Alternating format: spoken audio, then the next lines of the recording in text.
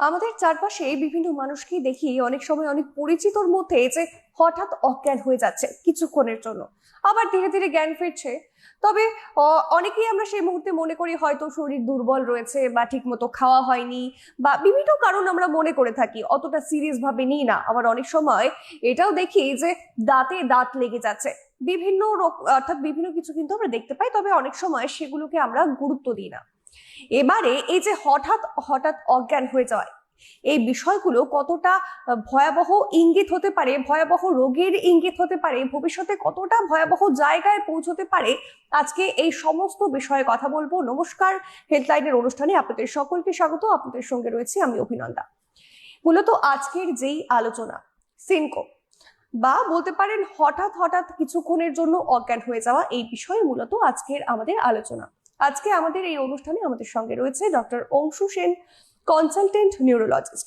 Doctor, আপনাকে অনেক অনেক স্বাগত হেল্পলাইনের অনুষ্ঠান। এবং প্রথমেই যেই প্রশ্ন আপনার কাছে রাখবো, চিকিৎসা বিজ্ঞানের ভাষায় এই যে হঠাৎ হঠাৎ অজ্ঞান হয়ে যাওয়া, কি কারণ? সিনকোপি বা যে হঠাৎ হঠাৎ অজ্ঞান হয়ে যাওয়ার মূলত কারণ হচ্ছে মাথার মধ্যে কিছুক্ষণের জন্য রক্ত চলাচল ব্যাহত হওয়া। আমরা জানি যে ব্রেন সেলগুলো অক্সিজেন এবং ব্লাডের উপর নির্ভরশীল। যদি কিছুক্ষণের জন্য এই রক্ত চলাচল বা ব্লাড সুগারের যে প্রবাহ বন্ধ থাকে, তাহলে কিন্তু ব্রেন সেলগুলো কাজকর্ম ব্যাহত হয় বা বন্ধ হয়ে যায়, এবং তার ফলে আমাদের এই সচেতনতা লুপ্ত হয় এবং অজ্ঞান হয়ে যায় মানুষ। সাধারণত কোন কোন শারীরিক কারণে মানুষ অজ্ঞান হয়ে যেতে পারে বলে এখন চিকিৎসকরা বলে? এই যে হঠাৎ অজ্ঞান হয়ে যাওয়া, এই যে যে নিউরোলজি পরিভাষায় বা বৈজ্ঞানিক পরিভাষায় বা চিকিৎসা শাস্ত্রের পরিভাষায় যাকে আমরা সিনকোপি বলি, তার অনেক কারণ থাকতে পারে। এখন কারণ তার একটা প্রথমত দেখতে হবে যে তাকে তার তার ইতিহাস নিয়ে, তার হিস্ট্রি টেকিং নিয়ে, তার ক্লিনিক্যালি এক্সামিন করে তারপর তার ইনভেস্টিগেশন ওয়াইজ। কিন্তু কি সচরাচর কি কারণে হতে পারে, তার মধ্যে একটা কারণ হচ্ছে এপিসোডিক্যাল অ্যাটাক বা নিউরোকার্ডিওজেনিক সিনকোপ। কারো যদি অ্যানিমিয়া থাকে তার জন্য হতে পারে, কারো যদি ডিহাইড্রেশন হয় তার জন্য হতে পারে, খালি পেটে থাকলে হতে পারে, আরো অনেক অন্যান্য কারণ আছে, সেগুলো আমরা পরে আসবো। তবে একটি কথা ঠিক যে মাথার মধ্যে কিছুক্ষণ যদি রক্ত চলাচল যদি ব্যাহত হয়, তাহলে কিন্তু এই লক্ষণগুলো পরিস্ফুট হয়। তাই বেসিক জিনিসটা হচ্ছে যে রক্ত সরবরাহ মাথার মধ্যে কমে গেল কিছুক্ষণের জন্য, কারণ কিছুক্ষণের জন্য আমাদের আমাদের চেতনা লুপ্ত হলো, আবার কিছুক্ষণের মধ্যে আবার ঠিক হয়ে গেল। কিছুক্ষণের মধ্যেই হলো সবকিছুটা, আবার কিছুক্ষণের মধ্যে ঠিক হয়ে গেল। এটাই হচ্ছে কিন্তু একটা বৈশিষ্ট্য সিনকোপি। কেন যদি দীর্ঘ সময় ধরে কেউ অজ্ঞান থাকে, সেটা কিন্তু অন্য একটা অসুখের কথা ভাবতে হবে। সেই ক্ষেত্রে যদি হঠাৎ হলো, হঠাৎ উঠে ঠিক হয়ে গেল, তাহলে কিন্তু সেটা সিনকোপি বা হঠাৎ অজ্ঞান হয়ে যাওয়া যেটা। বা যদি সেটা অন্য তারতম্য দেখতে পাওয়া যায়, তাহলে অন্য অসুখের কথা ভাবতে হবে। মোটামুটি কোন বয়স থেকে এরকমটা লক্ষ্য করা যায়? যে কোনো বয়সেই হতে পারে, বয়স্কদের মধ্যে হতে পারে, মধ্যবয়সীদের মধ্যে হতে পারে, বাচ্চাদের মধ্যে হতে পারে, কিন্তু কারণটা কিন্তু একই। এবং তার এবং যদি দেখা যায় যে কোন বয়সে কোন ধরনের সিনকোপ হচ্ছে, তখন দেখতে বয়স্ক দেখে কিছু কিছু সিনকোপ কিন্তু কমন। যেমন দেখতে পাওয়া যায় একটা মিকচুরেশন সিনকোপ। অনেক সময় ইউরিন পাস করতে গেলে দেখা গেল হঠাৎ তার অজ্ঞান হয়ে যাবে, মিকচুরেশন সিনকোপ। সেই ক্ষেত্রে অনেক সময় বয়স্ক লোক যাদের প্রস্টেটিক এনলার্জমেন্ট থাকে তাদের হতে পারে। আবার কারো যদি হতে পারে, যদি কারো প্রস্টেটিক ভালভ থাকে, চাপ দিতে গেলে একটা সমস্যা হতে পারে, এটা মিকচুরেশন। আর যদি কাশির সাথে কাশি দেওয়া হবে, কাশির সাথে অজ্ঞান হয়ে যাওয়ার প্রবণতা থাকতে পারে। সুতরাং আবার অনেকে দেখতে পাওয়া যাচ্ছে রক্ত দেখলে ভয় পেয়ে অজ্ঞান হয়ে গেল, ইমোশনাল স্ট্রেসের জন্য হতে পারে, সে একটা ফ্যাক্টর। কিছু কিছু ওষুধ সেবনের জন্য হতে পারে, যেমন alpha blocker, psychiatric medication, sleeping pill, এগুলো যে ক্ষেত্রে একটা দুম করে একটা ব্লাড প্রেশার পড়ে যায় প্রবণতা থাকতে পারে। ট্রাইসাইক্লিক অ্যান্টি ডিপ্রেসেন্ট বলে কিছু ওষুধ আছে, সেগুলো খেলে অনেক সময় কিন্তু এ ধরনের সমস্যা হতে পারে। সুতরাং আমাদের দেখতে বিভিন্ন কারণ থাকতে পারে, তবে আমাকে মূল বিষয়টা কিন্তু কি কারণ, এটা হলো ব্যাপার। তার ফলে আমাদের অন্যান্য কারণে অনুসন্ধান করে দেখতে হবে। তবে এরকম ভাবে হঠাৎ করে যার বাড়িতে এরকম হচ্ছে, কোনো একটা পার্টিকুলার পার্সনের বাড়ির লোকেরা তো ঘাবড়ে যাচ্ছে, আর এইভাবে বাই এনি চান্স যদি সেটাকে গুরুত্ব না দেওয়া হয়, এরকম বারংবার অজ্ঞান হয়ে যাওয়াটা তাহলে কতটা ভয়াবহ আকার ধারণ করতে পারে? এটা কিন্তু এই যে সিনকোপি ব্যাপারটা কিন্তু খুব সহজ ব্যাপার না। এই যে আমি অজ্ঞান হয়ে যাওয়ার প্রবণতা যেটা রয়েছে সেটা কিন্তু বহু ক্ষেত্রে কিন্তু একটা বড় রোগের লক্ষণ হতে পারে, উপসর্গ হতে পারে। যেমন এর জেনারেল মেডিসিনে কোনো কারণ থাকতে পারে, এর হার্টের কারণ থাকতে পারে, নার্ভের কারণ থাকতে পারে। হার্টের কারণগুলোর মধ্যে যদি আমরা খেয়াল করে দেখি, হার্টে যদি কোনো অ্যারিদমিয়া থাকে, অ্যারিদমিয়া হার্টে ইরেগুলারিটি, সেই ক্ষেত্রে কিন্তু এই সিনকোপের সম্ভাবনা হয়। যদি যেমন হার্টের ইরেগুলারিটি যেমন atrial fibrillation, atrial flutter, atrial tachycardia, paroxysmal supraventricular tachycardia, complete heart block, এই সমস্ত ক্ষেত্রে কিন্তু সিক্স সাইনাস সিনড্রোম, এই কতগুলো হার্টের সমস্ত কতগুলো ইরেগুলারিটি রয়েছে, সেই ক্ষেত্রে কিন্তু রেগুলার বা ফ্রিকোয়েন্ট পড়ে যাওয়ার একটা প্রবণতা, অজ্ঞান হয়ে যাওয়ার প্রবণতা থাকে। এবং সেই ক্ষেত্রে কিন্তু আমাদের যথাযথভাবে চিকিৎসা শুরু করতে হবে। তা না হলে কিন্তু এই ধরনের সিনকোপ অ্যাটাক হলে মানুষের নিজে কিন্তু আঘাতের সম্ভাবনা থাকতে পারে পড়ে যাওয়ার ফলে।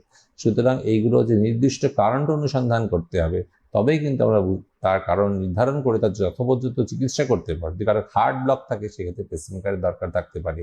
যদি কারো সিক্স সাইনাস সিনড্রোম থাকে, তাকে ট্যাকিব্রাডি অ্যারিথমিয়া বলা হয়, সেই ক্ষেত্রে তার পেসমেকারের দরকার হতে পারে।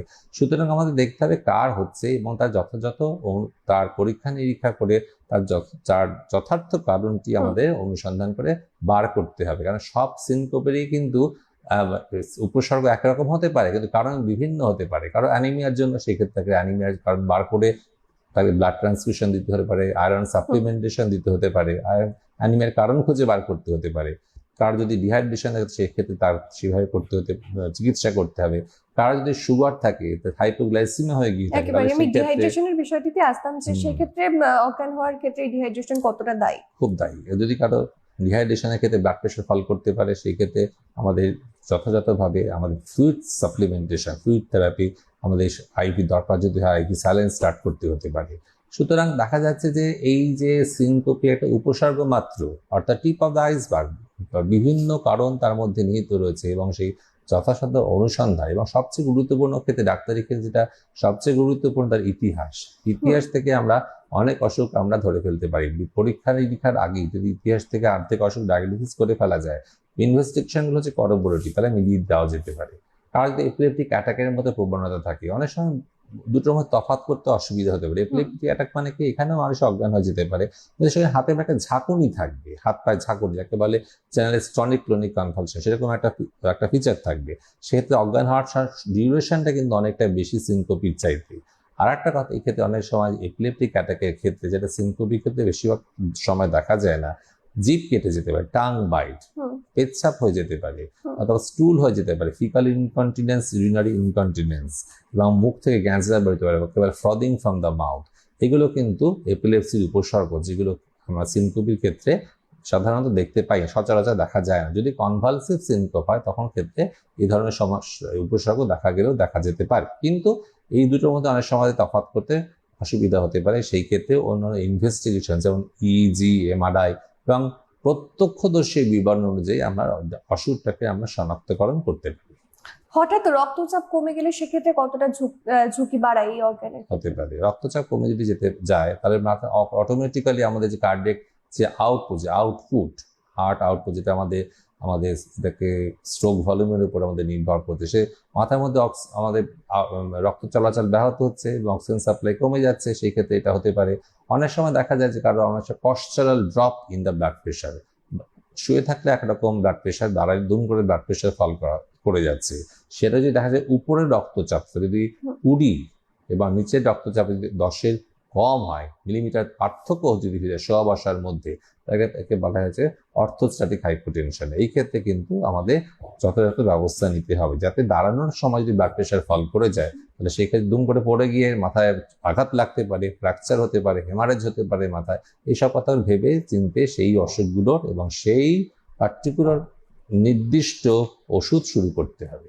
অতিরিক্ত গরম কি অজ্ঞান হয়ে যাওয়ার কারণ হতে পারে? যদি হয় তাহলে কেন, কিভাবে হতে পারে? এটা হিট এক্সারশন, যাকে এনটিটিএস হিট এক্সারশন বা হিট স্ট্রোক। সেই ক্ষেত্রে কিন্তু যদি 104 ডিগ্রি উপর যদি ফারেনহাইটের উপর টেম্পারেচার থাকে, অনেক সময় এই ধরনের সমস্যা হতে পারে। সেই ক্ষেত্রে কি হয়, যে ব্লাডটা স্কিনে পুল করছে, pooling of blood in the skin, তার ফলে কি হচ্ছে, মাথার মধ্যে রক্ত চলাচল ব্যাহত হচ্ছে এবং এর চিকিৎসা হচ্ছে চট করে মানুষ তার তাপমাত্রা কমানোর চেষ্টা করে। আমাদের যত তাড়াতাড়ি সম্ভব ব্ল্যাঙ্কেট দিয়ে চান করে, কোল্ড স্পঞ্জিং করে কোনো কোনো ওষুধ দিয়ে এই তাপমাত্রাটাকে কমানো। হিট এক্সশন বা হিট স্ট্রোক, এটা কিন্তু একটা ইম্পর্টেন্ট কারণ হচ্ছে এটা হিট সিনকোপ। মানসিক চাপ, ভয়, আতঙ্ক এগুলো কি কারণ হতে পারে? যদি হয় তাহলে কেন? অ্যাকচুয়ালি ইমোশনাল ট্রমা এবং এই ধরনের যে সাডেন এক্সাইটমেন্ট, এগুলোর ক্ষেত্রে কিন্তু ট্রিগারিং ফ্যাক্টর। যেমন আমরা অনেক সময় দেখা যায় যে রক্ত দেখলে দুম করে অজ্ঞান হয়ে গেলাম।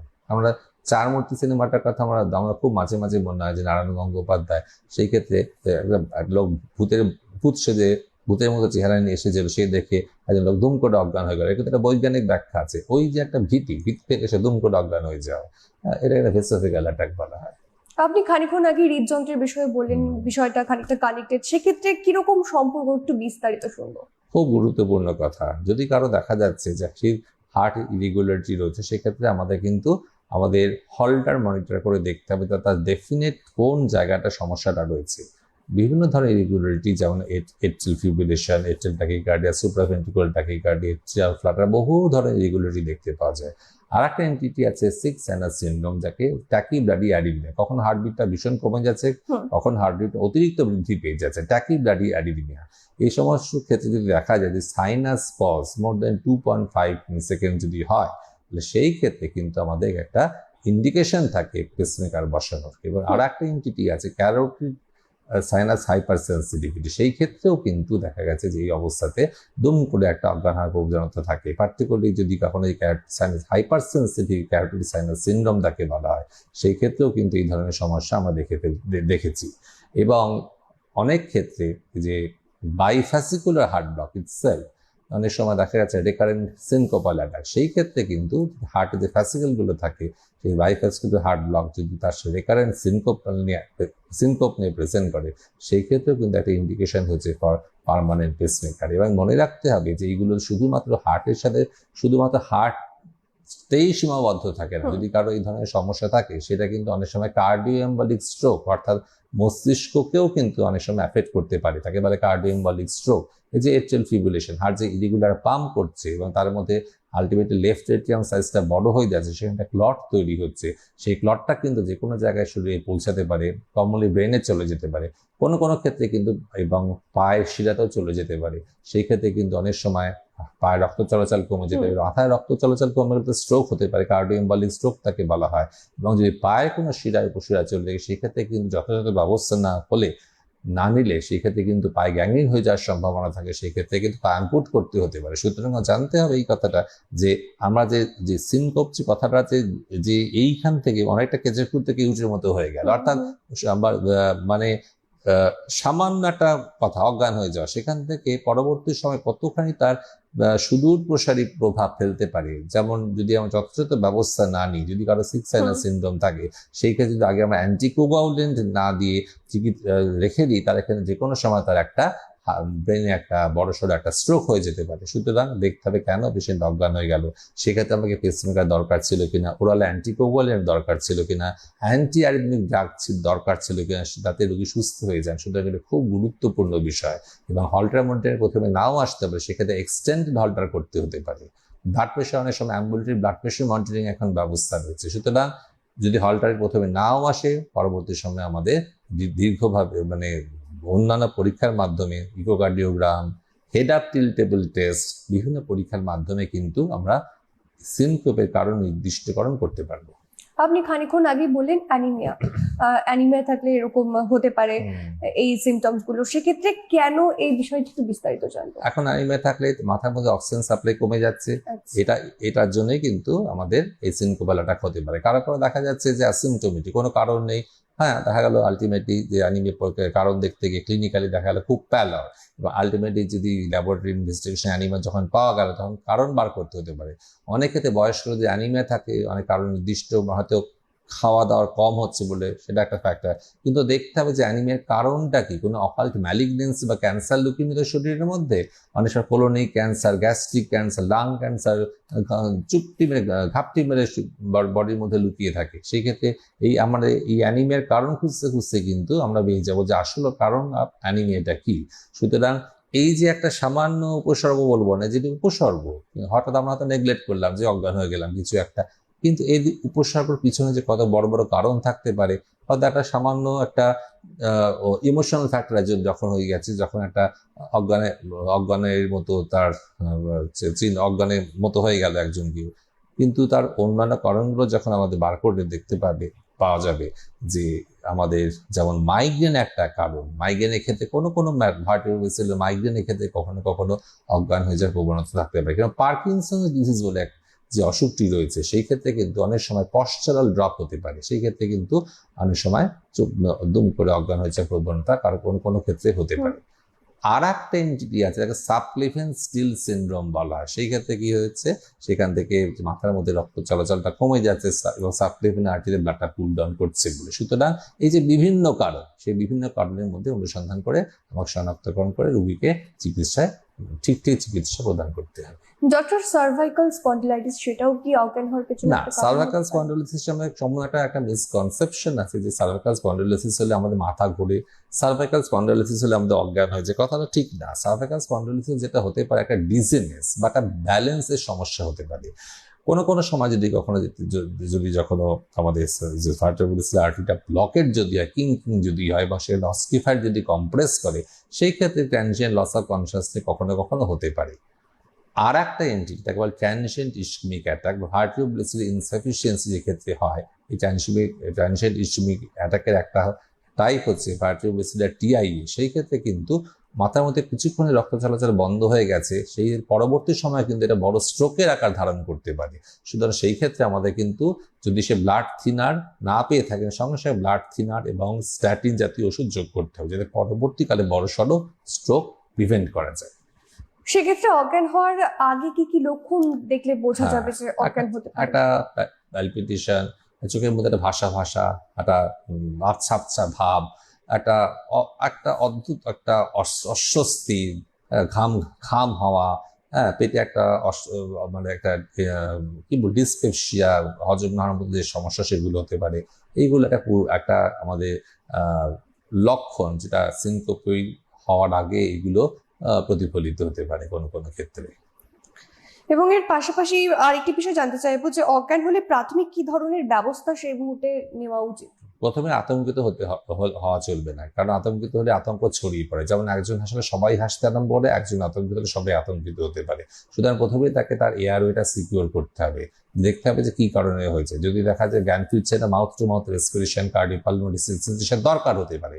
আর যদি সঙ্গে সঙ্গে উঠে পড়লেন কোনো সমস্যা 1 মিনিটে মানে 2-4 সেকেন্ডে উঠে পড়লে, তাহলে বোঝা যাবে না কিছু না, একটু ঠিক আছে। আমরা অনেক সময় ভাবি যে বড় সড়ক দুর্ঘটনা ঘটে গেল, না, সঙ্গে সঙ্গে যদি দেখা গেল যে এই কিছুক্ষণের মধ্যে উঠে পড়লো, ব্যাস ঠিক আছে, হলে অ্যান্ড গুড। কিন্তু দেখা গেল না, দীর্ঘস্থায়ী হচ্ছে অথবা খিচুনি আরম্ভ হয়ে গেল, তখন কিন্তু ব্যাপারটা আলাদা। আবার যদি দেখা যাচ্ছে না হয়ে গেল কিন্তু আবার পরবর্তী রেগুলার হতে আরম্ভ করে, তাহলে কিন্তু একটা আলাদা ইঙ্গিত বহন করে নিয়ে আসে হার্টের কোনো সমস্যা নেই, তো তখন কিন্তু আমাদের অন্যরকম ভাবে এগোতে হবে। সুতরাং ডিপেন্ড করছে, অজ্ঞান হয়ে গেল, তার প্রাথমিক চিকিৎসাটা করা হলো। যদি দেখা যায় ব্লাড প্রেশার ফল করে গেল, তখন তাকে ফ্লুইড সাপ্লিমেন্টেশন। যদি দেখা গেল যে সে খালি পেটে রয়েছে, ব্লাড সুগার ফল করে গেল, তাকে গ্লুকোজ ড্রিপ দেওয়া বা তাকে গ্লুকোজ ড্রিঙ্ক খাওয়ানো, এগুলো আমাদের দেখতে হবে।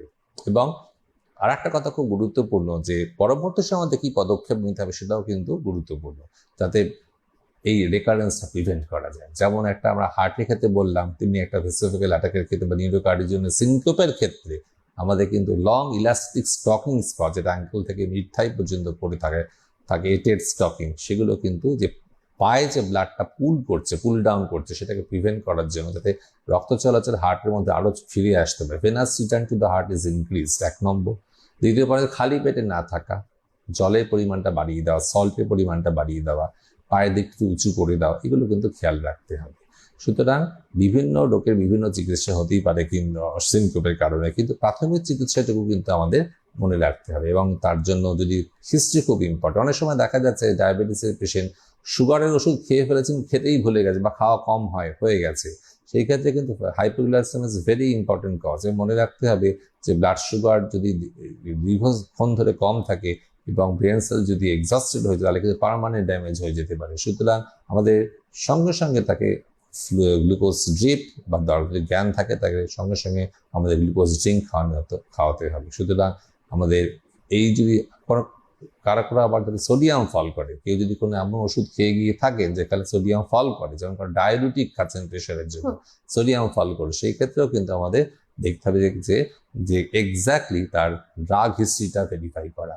সুতরাং ড্রাগ হিস্ট্রি খুব আমাদের একটা ক্লু দিয়ে দেয়। যদি কেউ ডায়াবেটিক দীর্ঘদিন ধরে খেতে খান, তারা কিন্তু তার সোডিয়াম লেভেলটা ফল করতে পারে, সেটাও কিন্তু একটা ইম্পর্টেন্ট কারণ অজ্ঞান হয়ে যাওয়া। কোন কোন ক্ষেত্রে অজ্ঞান হওয়াকে গুরুতর সমস্যা হিসেবে ধরা উচিত? খুব গুরুত্বপূর্ণ প্রশ্ন। প্রথমে আমি বলবো যে হার্টের গুরুত্বটাকে সবচেয়ে আগে দিতে হবে। এই যে heart block, complete heart block, হ্যাঁ, স্ট্রোক স্যাডাম সিন্ড্রোমের মতো হয় অজ্ঞান হয়ে গেল। কারণ সেই ক্ষেত্রে কোনো হাতে ঝাঁকুনিও হতে পারে, সিক্স সাইনাস সিন্ড্রোম, টাকিবার্ডি অ্যারিথমিয়া যেগুলো বললাম, এই যে এট্রিয়াল ফিব্রিলেশন। এছাড়া ইংরেজি কারণগুলো যেগুলো আমরা স্ট্রোকের ক্ষেত্রে তো বলতেই হবে, স্ট্রোক, হ্যাঁ, হাইপারটেনসিভ এনসেফালোপ্যাথি, এই সমস্তগুলোই কিন্তু কোনোটা কোনো অংশ থেকে কোনো গুরুত্ব কম না। কেননা প্রত্যেকটাকেই ঠিকমতো চিকিৎসা করলে আমরা কিন্তু আবার স্বাভাবিক জীবনের ছন্দে ফিরে আসতে পারি। এটা একটা ছন্দ পতন, তো যখন মানুষ পড়ে যাচ্ছে তার যখন পতন, এটা কিন্তু আবার ছন্দ পতনটাকে যে আমরা আবার নর্মাল ছন্দে ফিরিয়ে আনতে পারি, তার জন্য কিন্তু একটা নির্দিষ্ট একটা একটা একটা প্রোটোকলের মধ্যে দিয়ে যদি আমরা পরীক্ষা নিরীক্ষাগুলোকে করি, তাহলে আমরা অবশ্যই তার কারণে সন্ধান করে তাকে সুস্থ জীবনে ফিরিয়ে আনতে পারবো এবং এই রেকারেন্স থেকে তাকে রেহাই দিতে পারবো। শিশু, কিশোর এবং বয়স্কদের অজ্ঞান হওয়ার কারণ কি আলাদা আলাদা হতে পারে? শিশু বয়সে অনেক সময় ভেসিফোগাল অ্যাটাক থেকে হতে পারে, ডিহাইড্রেশন থেকে হতে পারে, খাওয়া দাওয়া কম থেকে হতে পারে, ভয় পাওয়া থেকে হতে পারে, অনেক কারণের জন্য হয়। বয়স্কদের ক্ষেত্রে যেগুলো কারণগুলো বললাম, স্ট্রোক একটা ইম্পর্টেন্ট কারণ, ইসকেমিক অ্যাটাক, হার্টের কারণ একটা মেজর কারণ, হার্টের একটা ভেরি ইম্পর্টেন্ট কজ। হার্টের যে স্ট্রাকচারাল অ্যাবনর্মালিটি, আবার তার মাঝে এফর্ট সিনকোপ, কাজ করতে যাওয়ার সময় যদি খুব এফর্ট তার দুম করে একটা সিনকোপাল অ্যাটাক, যেমন সিভিয়ার এওরটিক স্টেনোসিস, ভালভে কোনো স্টেনোসিস যদি থাকলো, হাইপারট্রফিক অবস্ট্রাকটিভ কার্ডিওমায়োপ্যাথি, এগুলোও কিন্তু একটা ইম্পর্টেন্ট কজ অফ সিনকোপ। এগুলোর ক্ষেত্রে কার্ডিয়াক আউটপুটটা কমে গেল, সেক্ষেত্রে ব্লাডের মধ্যে অক্সিজেন সাপ্লাই কমে গেল, যে ব্লাডের মধ্যে অক্সিজেন সাপ্লাই কমে গেল, সঙ্গে সঙ্গে আমার অজ্ঞান হয়ে গেল। সুতরাং হার্টের structural decisions are very very important. কোথাও কি মাইগ্রেন, সাইনাস এগুলো কি অজ্ঞান হওয়ার পেছনের কোনো কারণ হতে পারে? মাইগ্রেনের সাধারণত অজ্ঞান হওয়ার সম্ভাবনাটা কম, তবে যেটা যেটা ভার্টিব্রাল মাইগ্রেন একটা এন্টিটি আছে, সেই ক্ষেত্রে কোনো কোনো ক্ষেত্রে একটা অজ্ঞান হওয়ার প্রবণতা দেখতে পাওয়া যায়। সেই ক্ষেত্রে মাথা ঘোরানোও থাকতে পারে, একদম চোখে ডাবল ভিশনও থাকতে পারে, বমি বমি ভাবও থাকতে পারে, এবং যেটা আপনি বললেন মাইগ্রেন ছাড়া আর একটা কথা হচ্ছে কি, একটা বললে যে মাইগ্রেনটাই তো, এটা কি মাইগ্রেনের একটা সমস্যা হতে পারে। পাশাপাশি আমার রিসেন্টলি একজন পরিচিত দেখলাম যে বেশ কিছুদিন যাবত তার ঠান্ডা লাগার কারণে নাক বন্ধ, সাইনোসাইটিসের কথা বলছেন, হ্যাঁ, এবং সে ড্রপ দিচ্ছে পাশাপাশি, এবং তার মাথাও ঘুরছে বলছে।